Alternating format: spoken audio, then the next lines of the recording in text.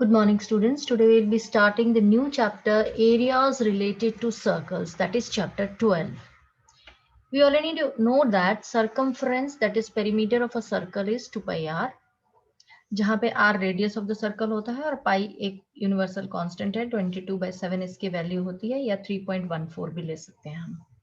Diameter हम जानते हैं रेडियस का डबल यानी कि 2r होता है. Area of a circle is pi r square. Now coming to exercise 12.1. 12.1 से पहले एक एग्जाम्पल भी दिया है, इसे आप पढ़ लेंगे.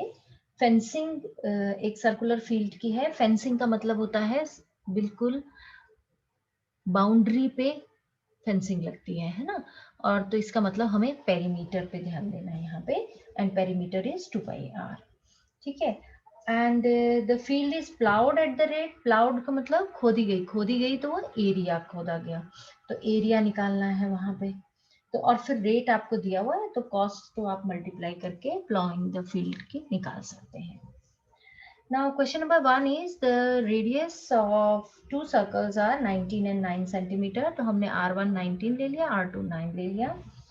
Find the radius of the circle which has a circumference equal to the sum of the circumferences of the two circles. तो हमने मान लिया जो नया सर्कल बनेगा इन दोनों की सर्कमफ्रेंस मिला के वो R है, उसका रेडियस. तो नई सर्कमफ्रेंस हो गई 2 पाई r, और पिछली सर्कमफ्रेंस थी छोटे सर्कल्स की 2 पाई r1 प्लस 2 पाई r2. इन दोनों के सर्कमफ्रेंस को मिला के बना है नया सर्कल जिसकी सर्कमफ्रेंस है 2 पाई r. 2 पाई कॉमन लिया, 2 पाई कैंसिल हो गया यहाँ पे, तो r आ गया r1 plus r2 and r1 plus r2 is 19 plus 9 is equal to 28 centimetre. कई बच्चे पूरा यहाँ पे 2 पाई r1 कैलकुलेट करते हैं, 2 पाई r2 कैलकुलेट करते हैं.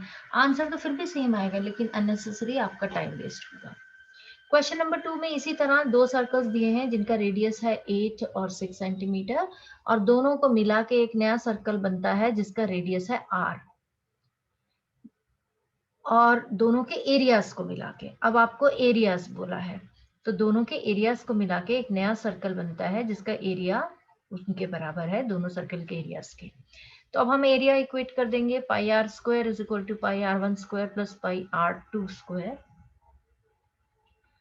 तो दोनों तरफ से पाई कैंसिल हो जाता है, तो capital R square is equal to R1 square plus R2 square. इस तरह से आपके पास आ जाता है 8 centimetre whole square plus 6 centimetre whole square, and this comes out to be 100 centimetre square, that is 10 centimetre का होल स्क्वायर.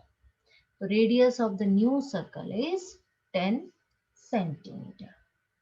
क्वेश्चन नंबर 3 में एक टारगेट आर्चरी का बना हुआ है, फिगर आपके बुक्स में बनी हुई है, और इसमें अलग अलग कलर्स के रीजन्स हैं. सबसे अंदर है गोल्ड, फिर रेड, फिर ब्लू, ब्लैक एंड वाइट, और आपको हर रीजन का एरिया निकालना है.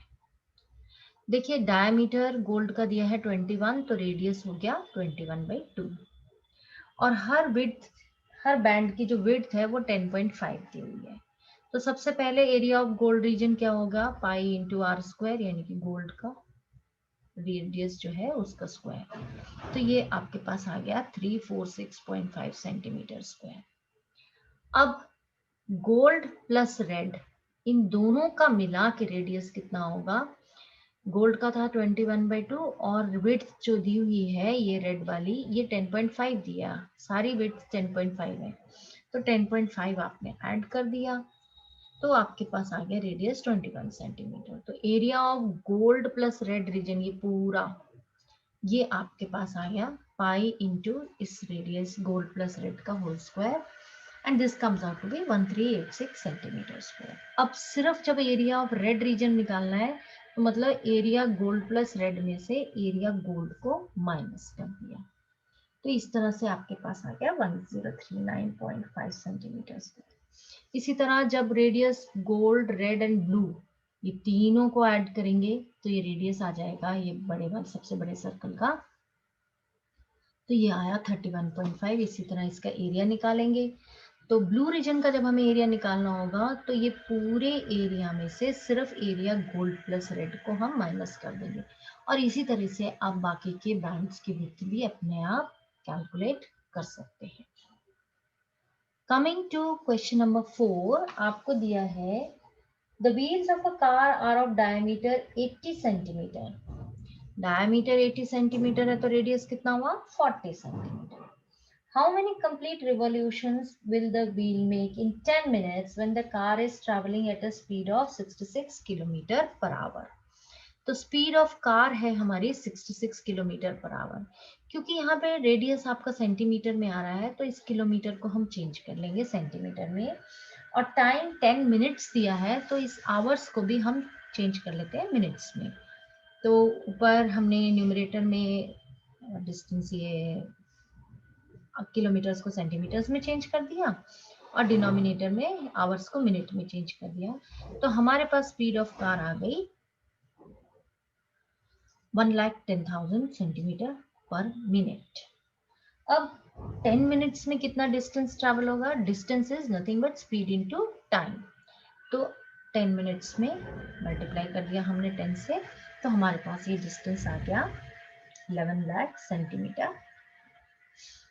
अब देखिए ये इस तरह से होता है ना व्हील, ये अब ये यहाँ से मान लीजिए यहाँ से लेके यहाँ तक का डिस्टेंस ट्रैवल करना है और n रिवोल्यूशंस ली, तो ये व्हील जब रोटेट करेगा इस तरह से तो n रिवोल्यूशंस में कितना डिस्टेंस ट्रैवल करना है?